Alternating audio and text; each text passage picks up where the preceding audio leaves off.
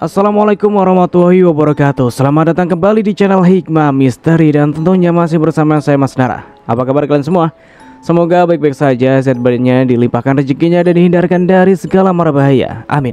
Di kesempatan kali ini saya akan menceritakan sebuah cerita horor dengan judul Goyang Kalimantan, melanjutkan dari part sebelumnya.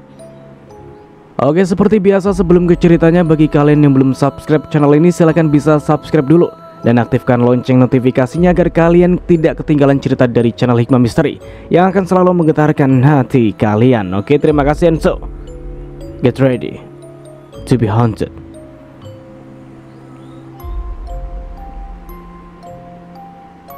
Masya Allah, Bu Ajeng nampak sangat cantik saat menggunakan mukena. Selanjutnya Kiai mengajarkan terlebih dahulu caranya dan doanya. Setelah diajarkan lumayan lama, barulah Bu Ajeng melakukannya sendiri. Kami menyaksikan dengan seksama bagaimana Bu Ajeng melakukan sholat taubat sambil menahan dirinya sendiri yang kepanasan dan juga kesakitan karena ayat-ayat suci Al-Quran yang dia lafalkan. Badan Bu Ajeng bergetar. Itu terjadi karena Bu Ajeng menahan segala gejolak yang ada di dirinya. Lalu 10 menit kemudian, Bu Ajeng baru selesai dengan salat taubatnya. Dia senang karena telah menjalankan taubat nasuha. Dengan masih memakai mukena, Bu Ajeng meminta Pak Asep untuk memanggil Mel. Dia sangat ingin bertemu dengan Mel. Akhirnya Pak Asep pun berjalan keluar untuk menghampiri Mel. Nak, ibu ingin bertemu denganmu. Ayo nak, temui ibumu, ajak Pak Asep. Mel tidak mau ya? Astagfirullah nak, jangan menjadi orang dendaman seperti ini. Allah benci kepada hambanya yang menyimpan dendam. Tapi Pak, ibu sudah jahat kepadaku, ucap Kak Mel sambil mulai terisak. Nak, sekarang ibumu sudah bertaubat. Ibumu juga sudah menjalankan sholat taubat nak. Dia menjalankan sholat dengan berperang bersama iblis-iblis yang bersemayam di tubuhnya. Ibumu tidak akan mungkin mau melakukan itu jika dia tidak bersungguh-sungguh. Lalu kemudian Mel bungkam. Dia merenung dengan tatapan pilunya. Maukah nak? Baik ya, aku mau. Hilangkan dendam di hatimu.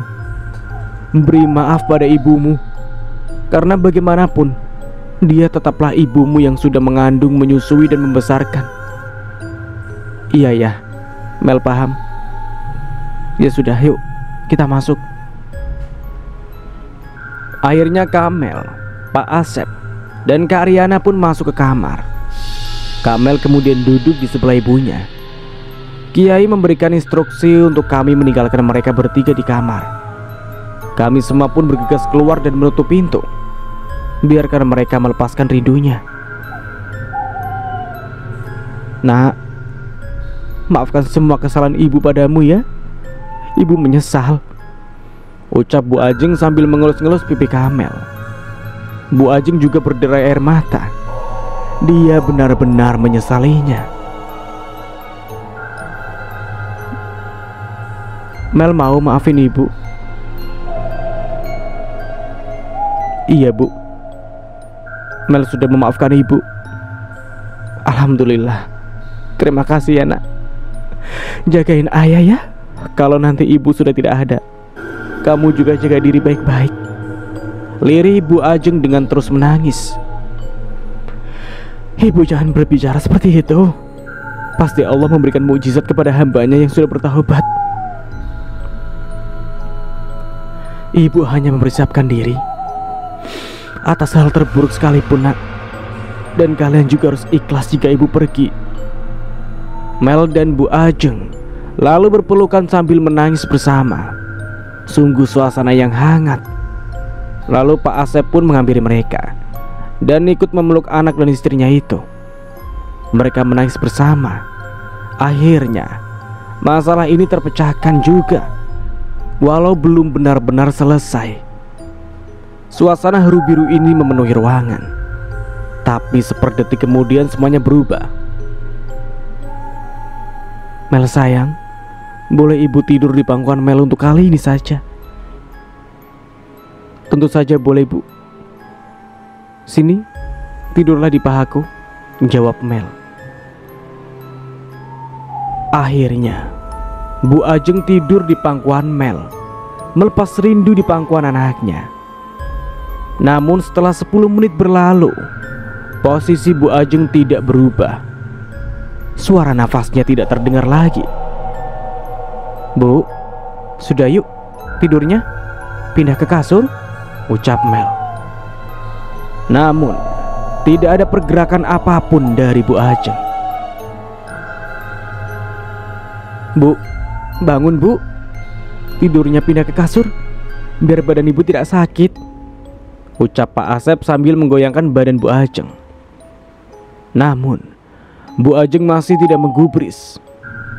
Akhirnya Mel pun membalikkan badan Bu Ajeng dari posisi tidur telungkup jadi terlentang. Saat Mel membalik badan Bu Ajeng, mereka terkejut karena wajah Bu Ajeng pucat pasi layaknya mayat. Bu, bangun Bu. Ayah, ibu kenapa? Kak Mel menepuk-nepuk kedua pipi Bu Ajeng, namun tetap tidak ada pergerakan.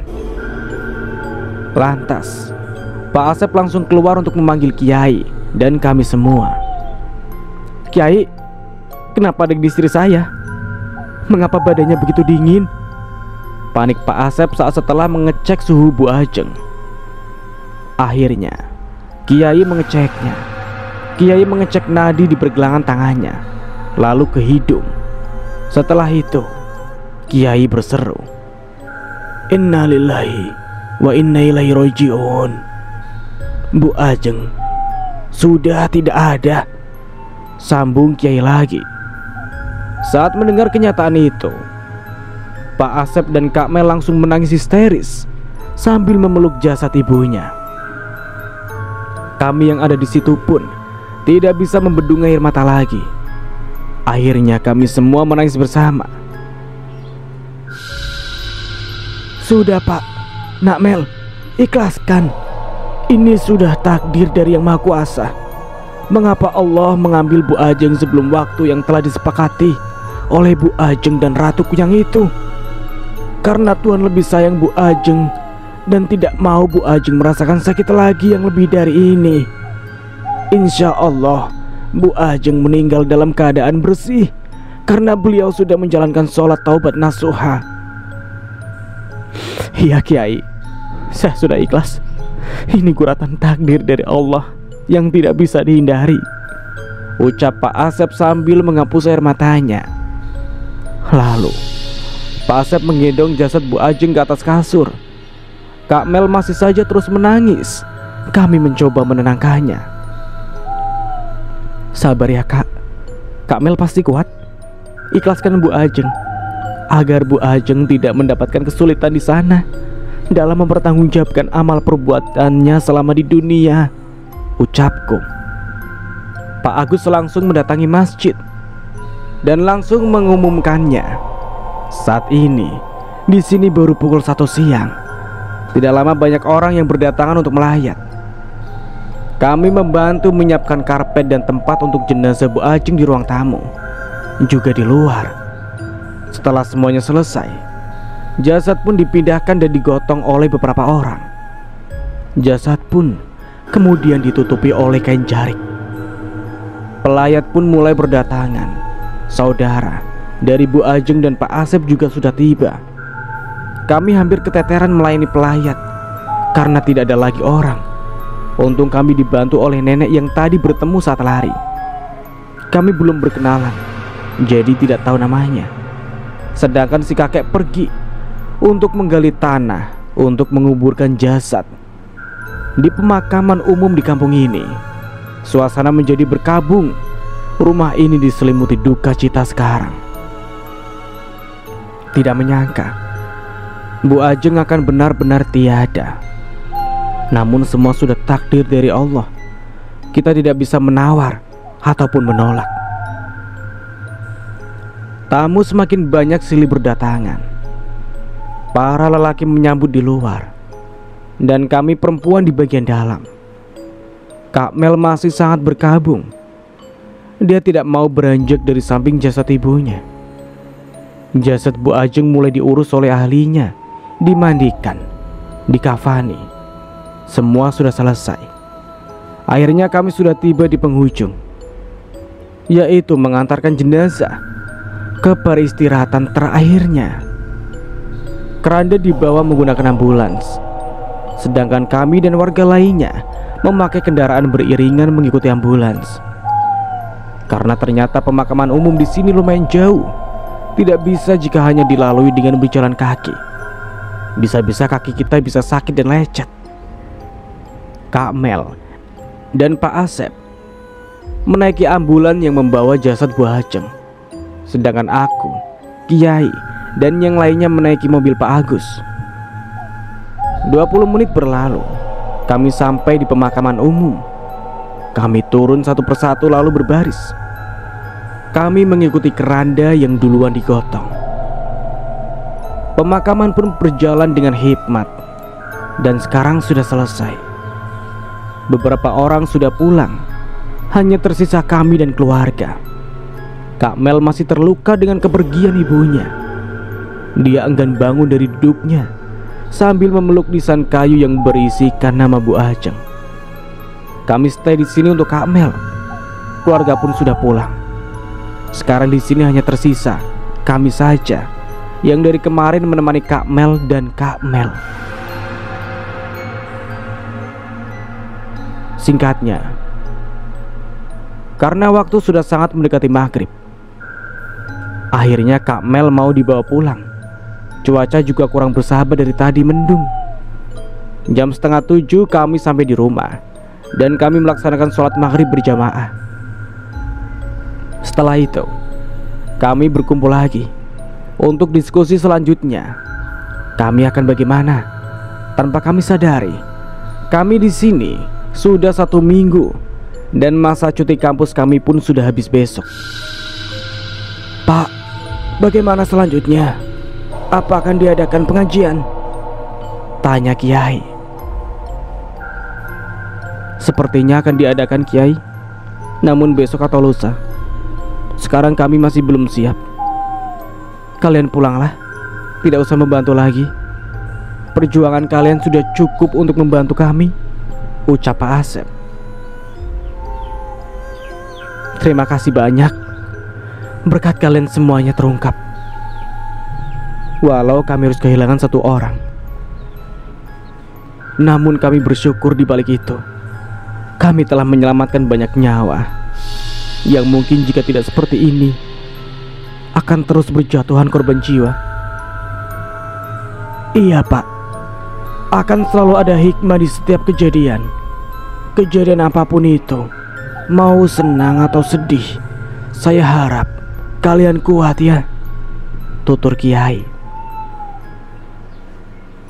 Kalian juga pulang ya, Dek, Riana. Aku akan tetap di sini bersama ayah. Aku tidak akan kembali ke kota. Kalian kan kuliah, maka pulanglah, tidak apa-apa. Di sini juga sudah banyak keluarga yang akan membantu acara pengajian nanti, seru Kamel. Apa tidak apa-apa, Kak? Waktu cuti kami dari kampus memang habis besok, tapi kami bisa membuat baru jika kakak mau ditemani. Ah, Dek, tidak perlu. Terima kasih banyak. Kita semua kan masih bisa berhubungan lewat ponsel dan main-main saja ke sini kapanpun itu. Pintu rumahku akan selalu terbuka untuk kalian semua. Baiklah, Kak. Jika itu pilihan kakak, kami izin pulang besok ya. Dan untuk kakak dan juga Pak Asep, yang sabar, yang kuat. Kalian pasti bisa melalui ini semua. Terima kasih juga kepada Pak Kiai yang sudah mau membantu kami menyelesaikan masalah ini. Sama-sama. Sebagai manusia sudah kewajiban kita untuk saling membantu. Pak Asep pun memberikan amplop kepada Kiai, namun ditolak. Kata Kiai, dia membantu bukan karena upah, tapi karena Allah. Masya Allah, betapa baiknya beliau. Kami pun tidur bersama. Malam ini adalah malam terakhir kami di desa Kak Mel. Besok kami akan kembali ke kota untuk melanjutkan pendidikan kami yang tertunda-tunda. Kami senang karena perjuangan kami tidak sia-sia. Aku juga senang melihat Kak Melati bisa kembali menjadi manusia seutuhnya dan bisa hidup normal kembali bersama ayahnya. Pagi hari, kami bersiap-siap untuk pulang. Kami mengemasi semua barang-barang. Begitupun dengan anak laki-laki. Ini kenang-kenangan dari aku. Tolong diterima ya, ujar Kak Melati dengan memberikan gelang kepada kami bertiga. Terima kasih banyak, Kak. Kami pasti akan memakainya dan akan selalu mengingat kakak. Kakak juga kapan-kapan berkunjunglah ke kota. Ajak saja Pak Asep, titahku. Iya dek, gampang, bisa diatur. Tapi untuk sekarang, kakak hanya ingin menghabiskan hari-hari kakak bersama ayah di sini. Kami paham, Kak. Kalau begitu kami pulang ya. Kami berempat pun berpelukan bersama, melepaskan dulu rindu yang akan kami rasakan jika sudah tidak bersama. Pukul 9, kami sudah siap akan berangkat. Barang-barang kami pun sudah siap semua di depan, tinggal diangkut ke dalam mobil. Sebelum itu kami disuruh sarapan dulu. Tadi keluarga Kak Mel sudah memasak banyak. Bahkan mereka membungkuskan juga untuk kami di jalan. Walau singkat tapi kami senang bisa kenal dan bertemu dengan mereka semua. Kampung ini juga sudah memberikan kami pengalaman yang berharga. Kami pun akhirnya benar-benar meninggalkan kampung ini. Mobil sudah membawa kami pergi jauh. Sekarang kami sudah berada jauh dari kampung Kak Mel. Di jalan, kami menghabiskan waktu dengan mengobrol satu sama lain. Kami duduk berpasang-pasangan dengan para lelaki, sedangkan Kiai duduk di depan menemani Pak Agus menyetir. Sepanjang jalan kami tidak tidur, karena kami ingin mengenang jalanan menuju rumah Kak Mel. Siapa tahu suatu saat nanti kami kembali ke sini dan sudah hafal jalannya. Pukul 4 sore kami sudah sampai di depan kosan. Rasanya aku sangat merindukan tempat ini. Ya, walaupun gersang dan bising, tapi disinilah awal mula semuanya terjadi. Kiai, sekali lagi kami ucapkan banyak-banyak terima kasih. Kalau tidak ada Kiai, mungkin kami tidak dapat menyelesaikan permasalahan ini. Tidak apa-apa. Mungkin ini juga skenario Allah. Allah pertemukan kita agar bisa saling membantu dan menolong sesama, jawabnya. Kami tidak tahu harus membalas jasa Kiai dengan apa. Tidak perlu, cukup kalian doakan saya. Semoga saya sehat dan bisa terus menolong sesama, ujarnya. Amin Kiai, pasti kami doakan. Kalau begitu, saya pamit pulang ya. Assalamualaikum. Waalaikumsalam, jawab kami bebarengan.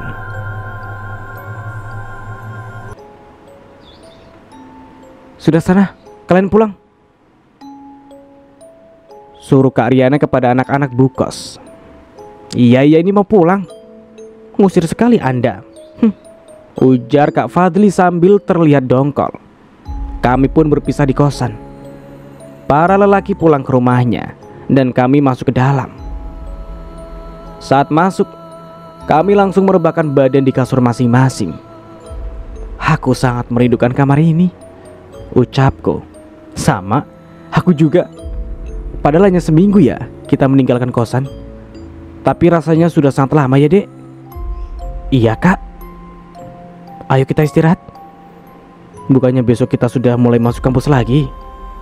Akhirnya kami bertiga pun tertidur pulas malam ini tanpa gangguan apapun. Inilah yang dinamakan hidup, damai dan tentram. Sudah lama kami tidak merasakan kehidupan seperti ini.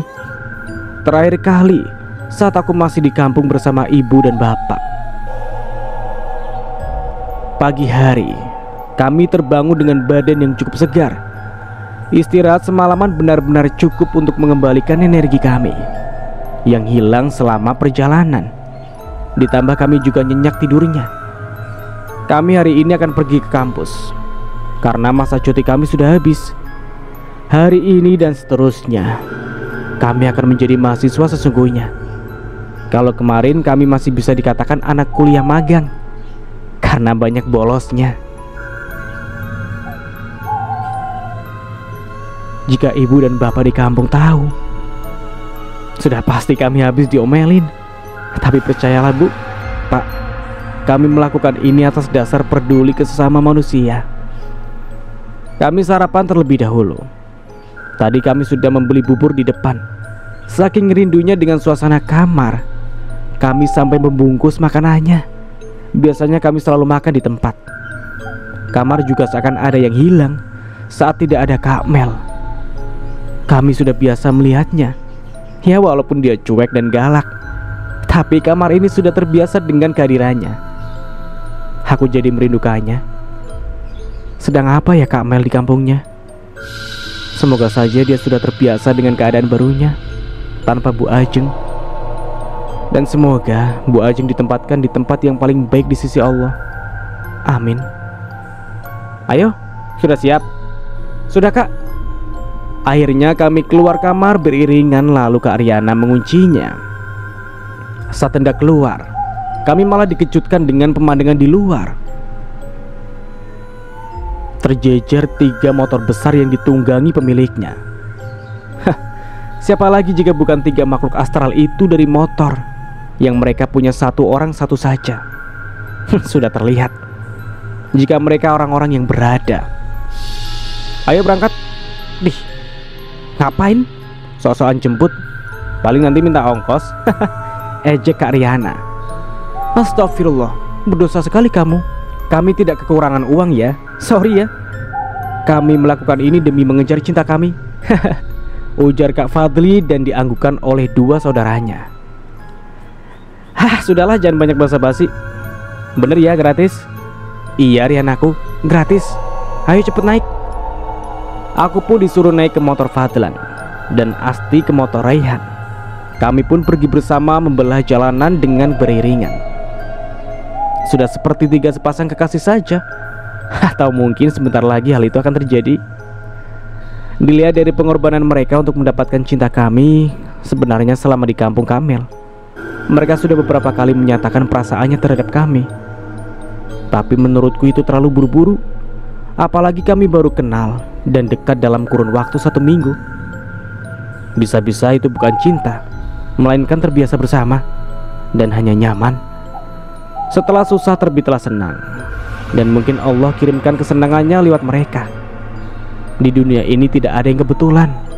Setiap peristiwa pasti atas campur tangan Allah.